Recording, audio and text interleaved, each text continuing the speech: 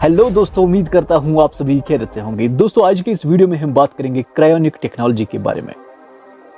दोस्तों क्रायोनिक एक ऐसी टेक्नोलॉजी जिसमें ह्यूमन बॉडी को मरने के तुरंत बाद -196 डिग्री पे फ्रीज किया जाता है ताकि इसको लॉन्ग टर्म तक प्रिजर्व कर सके। ऐसा इसलिए क्योंकि हम इंसानों को लगता है फ्यूचर में हमसे भी कोई एडवांस टेक्नोलॉजी वाली सिविलाइजेशन आए जो इस बॉडी को फिर रिवाइव कर सके। दोस्तों बात जब आती है ह्यूमन बॉडी को प्रिजर्व करने की, तो एंशिएंट इजिप्शियन से लेके मॉडर्न वर्ल्ड तक ह्यूमन बॉडी को प्रिजर्व करने का जो बिलीफ सिस्टम है ये सेम है।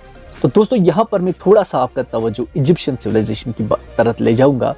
इजिप्शियन सिविलाइजेशन आज से तकरीबन 6000 साल पहले हुआ करती थी, जो कि बॉडी को प्रिजर्व करने के लिए उनकी मम्मीज बनाती थी।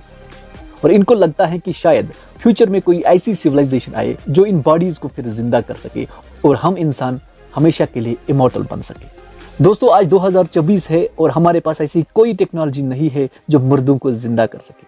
हालांकि हमारे पास एंशिएंट सिविलाइजेशन के मम्मीज भी हमारे पास हमारे म्यूजियम में है, साथ में कुछ ऐसी बॉडीज भी हैं जो हमने 1960s से प्रिजर्व करके रखी है through cryonic preservation. 19th century में एक ऐसी टेक्नोलॉजी का आगाज हुआ जिसको क्रायोनिक प्रिजर्वेशन सिस्टम कहते हैं। इस टेक्नोलॉजी की मदद से ह्यूमन बॉडी को लॉन्ग टर्म तक प्रिजर्व रखने के लिए इसको लिक्विड नाइट्रोजन में रखते हैं एट द टेम्परेचर -196 डिग्री तक। हम भी इजिप्शियन की तरह ये उम्मीद लगाए बैठे हैं कि शायद कोई सिविलाइजेशन हमसे भी टेक्नोलॉजी में काफी ज्यादा आगे हो और वो हमें फिर जिंदा कर सके, लेकिन आज तक ये पॉसिबल नहीं हुआ है। दोस्तों यहाँ पर हम बात करेंगे क्रायोनिक टेक्नोलॉजी की। दोस्तों इसकी शुरुआत 1954 में हुई थी, पर अप्रैल 1966 में फर्स्ट ह्यूमन बॉडी को फ्रीज किया गया, यानी प्रिजर्व करने की कोशिश की गई। ये जो बॉडी थी ये एक औरत की बॉडी थी जो कि लॉस एंजल्स की रहने वाली थी।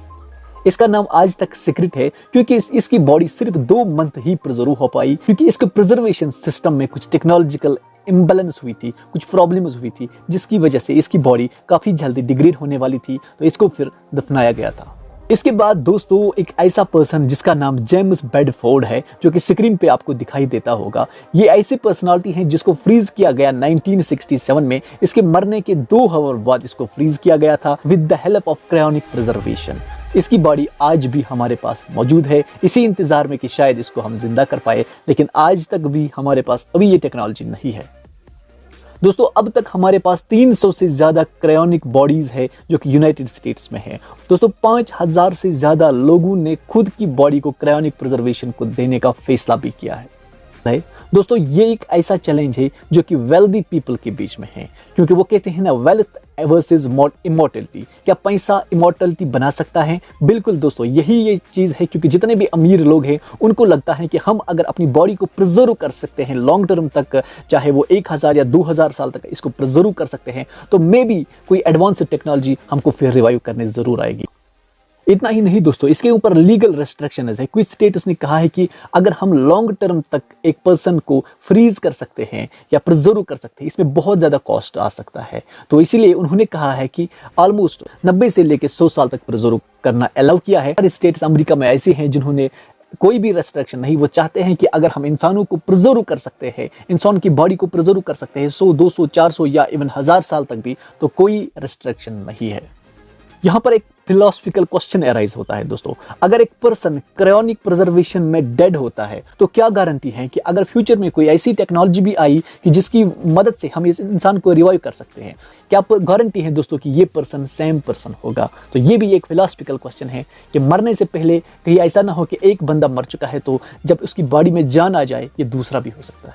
कुल मिला के दोस्तों यहाँ पर बहुत सारे क्वेश्चन तो जरूर अराइज होते हैं, लेकिन अभी तक इंसान इस कामयाबी तक नहीं पहुंचा है कि वो इन मुर्दों को जिंदा कर सके, और ऐसा मुझे भी लगता है कि ऐसा इम्पॉसिबिलिटी ही लगती है। हाँ, हम बॉडी को प्रिजर्व जरूर कर सकते हैं, ऐसे नहीं, इजिप्शियन सिविलाइजेशन से भी पहले मम्मीज को प्रिजर्व करने की कोशिश की गई थी, लेकिन आज तक ऐसी कोई भी टेक्नोलॉजी नहीं आई कि उनमें जान डाल सके।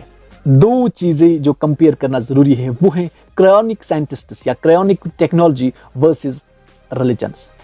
दोस्तों क्रायोनिक प्रिजर्वेशन का जो मेन मकसद है वो चाहती है कि जो सोल, जो चीज इंसान से निकलता है जिसकी वजह से इंसान की डेथ हो जाती है, अगर वो चीज इंसान में वापस आ जाए तो ये बिल्कुल वही इंसान बन सकता है और वो जिंदा हो सकता है। लेकिन दूसरी तरीके से जो जितने भी मजहब है, चाहे वो इस्लाम हो, चाहे वो हिंदुइज्म हो, चाहे वो क्रिश्चियनिटी हो, उनका जो रिलीजियस का कंसेप्ट है, डेथ का कंसेप्ट है, वो दोस्तों है कि सोल जिस्म से अलग होता है तो इंसान को मौत आता है। जिसमें अगर हम हिंदुइज्म की बात करें, वो कहती है कि अगर सोल जिस्म से अलग हो चुका है तो वो इम्पॉसिबल है कि वो उसी बॉडी में वापस आ सकता है। वो वापस आ सकता है, that is the incarnation of soul, वो दूसरी बॉडी में आ सकता है जैसे कि उसने कर्म किए होंगे। वही इस्लाम की बात करें तो इस्लाम में जो डेथ का कंसेप्ट है वो भी थोड़ा सा डिफरेंट है। इस्लाम के मुताबिक कुल नफ्सिन ज़ालिक़तुल मौत, जो भी living creation on this universe है उसको खत्म होना है एक बार। जब सोल अलग होता है जिस्म से, वो फिर दूसरी दुनिया में चले जाते हैं, जिसको इस्लाम में आलम बरज़ख कहते हैं। यानी कि वो कभी भी वापस नहीं आ सकता है जब तक कि गॉड यानी कि अल्लाह न चाहे।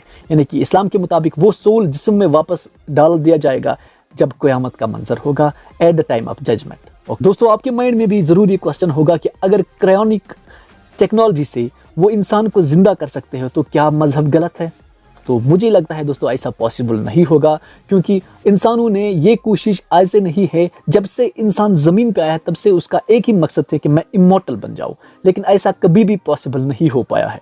हाँ, ये सच है कि हमने प्रिजर्वेशन की, हमने बॉडीज को बहुत फ्रीज किया, 100 साल 200 साल। हमारे पास ऐसी भी मम्मीज पड़ी है जो कि 6000 7000 साल पुरानी है, लेकिन आज तक उनमें कभी भी जान नहीं आया है। हमारी हर कोशिश नाकाम हो जाती है, क्योंकि इस दुनिया को चलाने वाली ज़ात, मौत और ज़िंदगी देने वाली ज़ात सिर्फ गॉड ही है। दोस्तों, मेरा बिलीफ यही है। आपका बिलीफ क्या है? अपनी राय कमेंट बॉक्स में ज़रूर देना। Thank you for watching dear friends.